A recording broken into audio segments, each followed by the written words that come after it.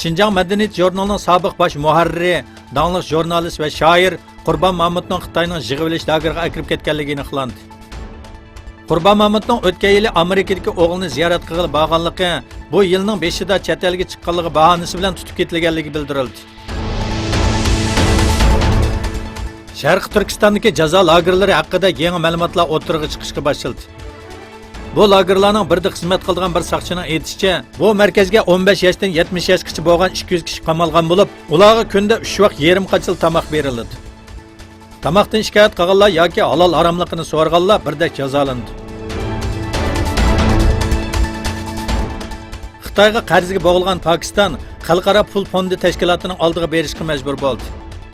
Xitoyning dunyoviy qurilishining markazida bo'lgan Pokiston Xitoyga qarzga bo'g'ildi va qarzini qaytarish va g'oyat zo'r savdo qizil raqamini yo'qotish uchun xalqaro pul fondi tashkilotidan yordam talab qildi.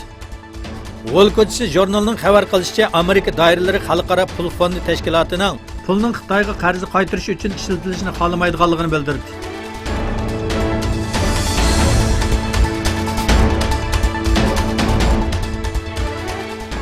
Xitoyning pul beriligi yuanning qiymati Amerika va Xitoy orasidagi siyosiy jiddiylik sababli eng tuvan saviyaga tushdi. Xitoy pulining dollarga bo'lgan nisbati bu hafta 6.93 ga tushdi.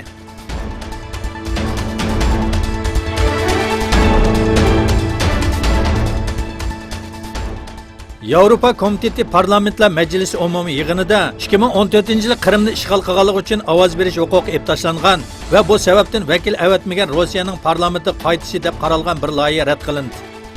Strasburgda davomlashayotgan umumiy yig'inda parlamentga ovoz berish huquqiga aloqador loyiha va qaror muzokara qilindi.